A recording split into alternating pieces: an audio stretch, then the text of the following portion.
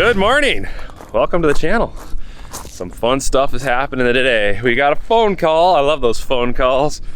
It says, hey, special delivery for you guys. But I can't get it to your farm because it's that big. You need to come give me a hand. So we're gonna do that. But we need something big to go get it. So you guys can kind of guess what you think it is. I'm sure the thumbnail will give it away by now. But let's go get the tractor.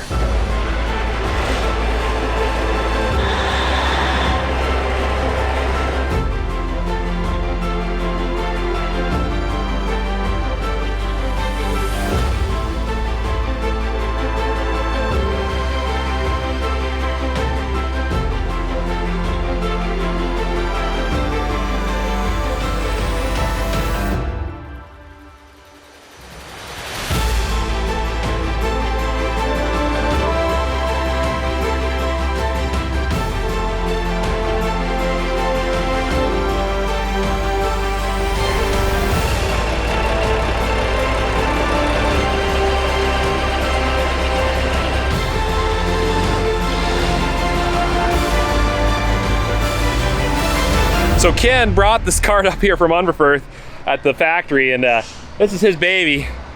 Beautiful truck, very envious. Envy's a bad thing, don't be envious. But I really want that truck. It's got a 3406B in it, and it's a 2018. That's a sweet truck. But he's never driven a Big Bud. They're like something he's always been admired of, and so he's driving the Bud. Give him something to enjoy on his drive back home. But isn't that cool? Oh man, that thing's huge. Look at that cart. Oh, it's gigantic.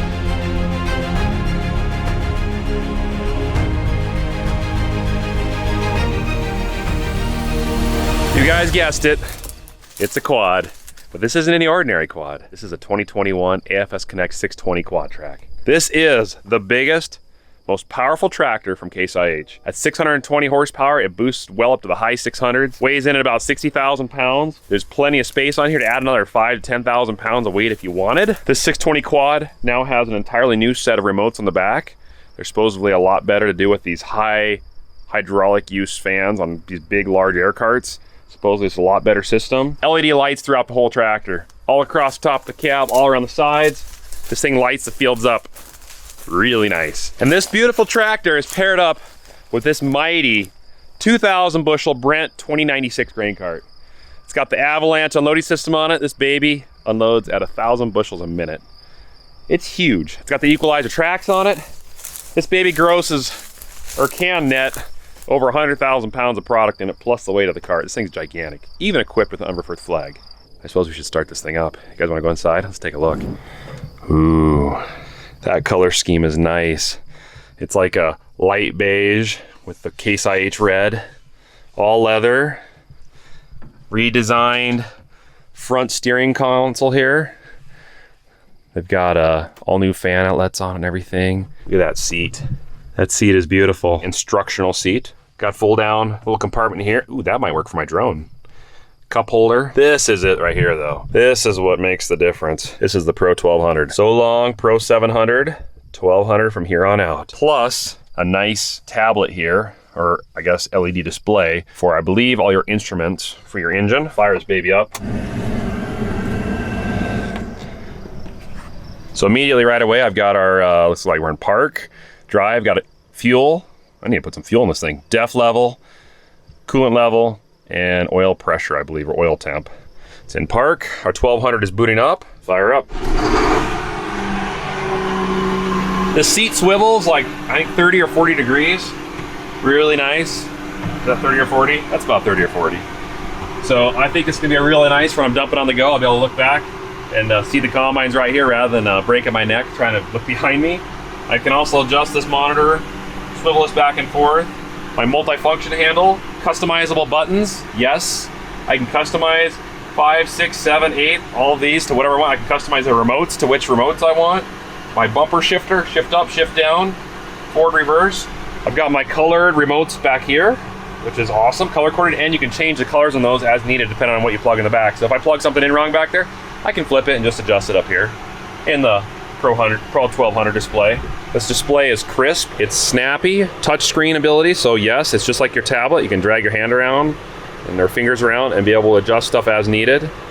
There's all sorts of cameras. There's a backup camera, a front camera. So you can see the cart right there. There we go, another screen of the cart.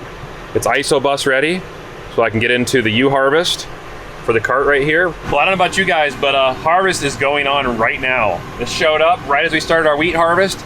So let's get this thing to work. We've got a lot of use for it. We've got a grain bagger that we need to use this thing for to load, so that's gonna be awesome. Let's go right now.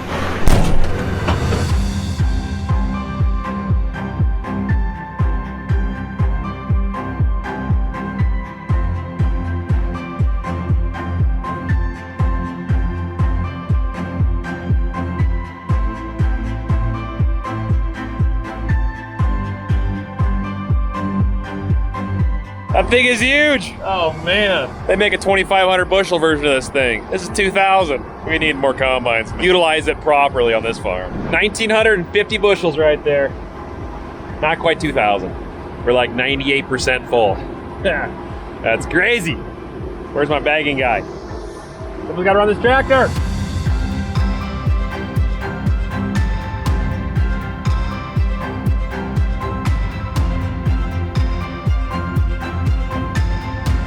Looking like it's gonna rain a little north of us, a little south of us, but a little bubble in between.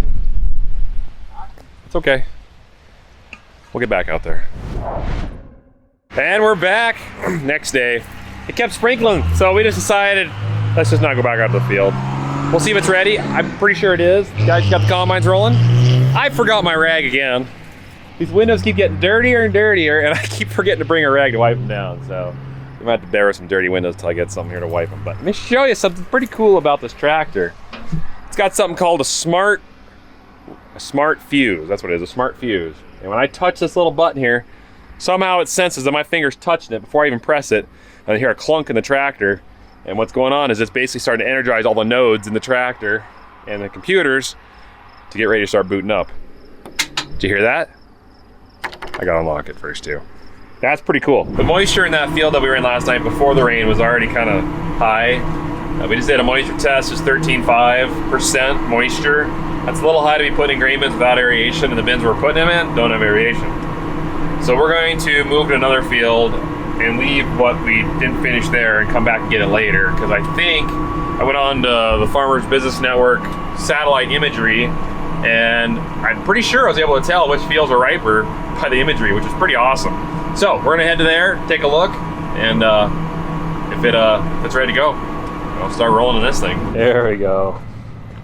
Look at these tracks. Oh man. The quad track tracks are just a little bit narrower than the spacing on the Brent cart track. But the Brent carts have, is that 42 inch wide tracks? It's something like that. Just look at that. That looks so cool. Man. Oh, I was actually a little worried about the spot here I drove across, because this is kind of more that alkaline ground we talk about. It's a little soft, but it's dry. I am so thankful Case IH makes these amazing camera mounts in the cabs. Appreciate it, guys. You can turn them, you can twist them, you can move them all over. I mean, look at that. Just for cameras, like this one. It's like a farm tuber's dream come true. One thing I keep forgetting is the swivel of this chair. I sit here like this, my neck kinks back, watch, and I'm like, oh yeah. There. That's much nicer. No, really, it's honestly, that makes life a lot easier as a grain cart operator. We just pulled into probably some of the best wheat we've cut so far. We've got about 1,000 acres of wheat done. This stuff, it's not like on necessarily our better ground, but It's just nice. Probably running 40s and 50 bushel. That's that's good. Let's just hope this is the new trend. Maybe we cut the bad stuff first and we're getting into the good stuff. Though we do have about 500 acres that got hailed pretty bad, but we'll get to that eventually. 850 RPM, lowest gear this tractor will do, 1.1 miles an hour. I don't know if there's granny gears. I don't think there is. I can lock the diffs up and stuff, but that's pretty slow. Not quite like the CVX drive though. CVX, that thing can get down to like 0.3 miles an hour. You know, it's probably one of my biggest pet peeves about farming in this part of Montana. Abandoned gas wells. It's like, they come here and they make these wells for natural gas, they abandon them, and they just leave this stuff, just begging for us to destroy that, or all this stuff. I'm sure there's a reason they gotta leave that there, but man, it's annoying. Because all this grows taller than it, gets a little dark one night, you're out there farming, and boom, bye-bye header. It's happened. Oh well, just a challenge of farming in north central Montana. What? I can watch movies while I'm waiting for the combines to fill up. We're not cutting 300 bushel corn, guys. Oh, there's one right there. Gotta go.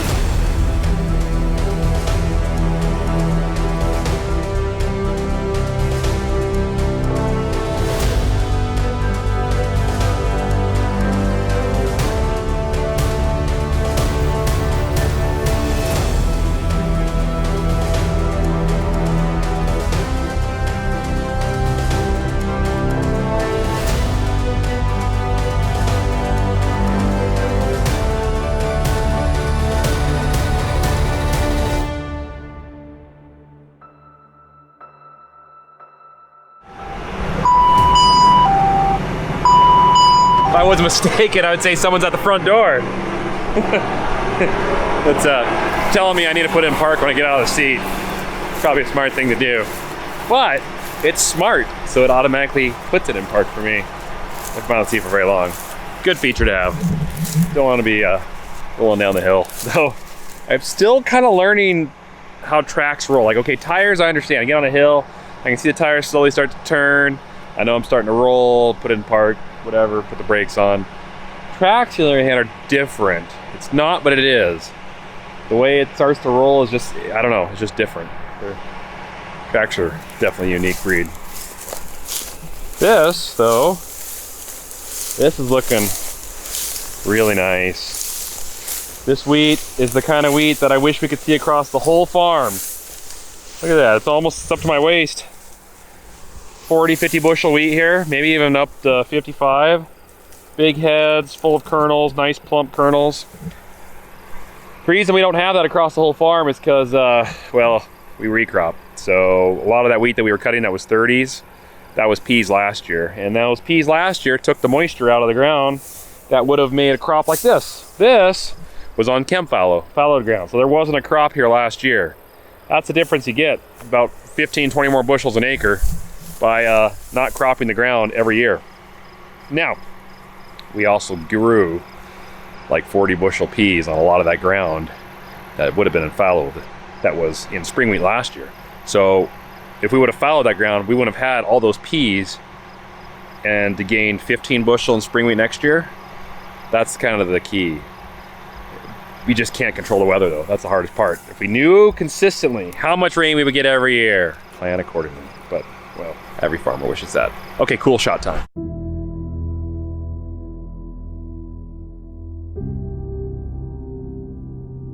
Yeah, that was pretty lame. All right, let's get back in the tractor.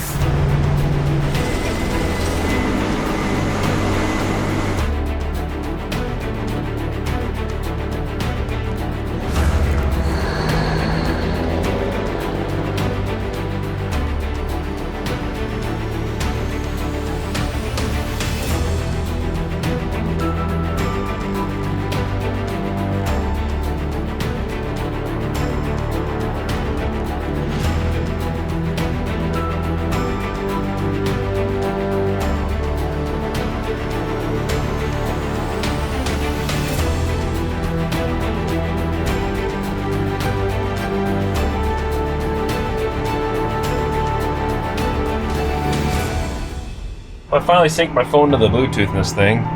It actually is not as hard as I thought it was. I don't know why I had a hard time with the Patriot. It was quite easy this time. It's the same thing. Must have did something wrong. But one issue that these things have always had are combines, a lot of the Steigers, it's just not very good speakers. So let's listen to some music, see if it sounds good.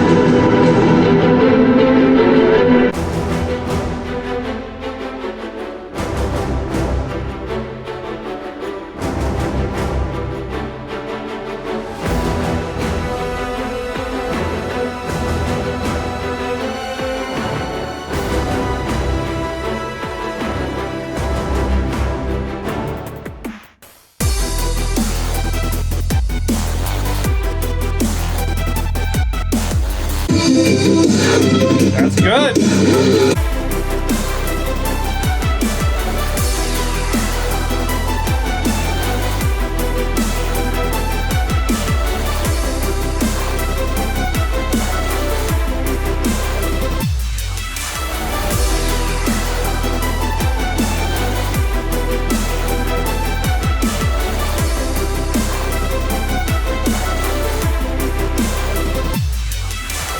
Well, that's that for this field.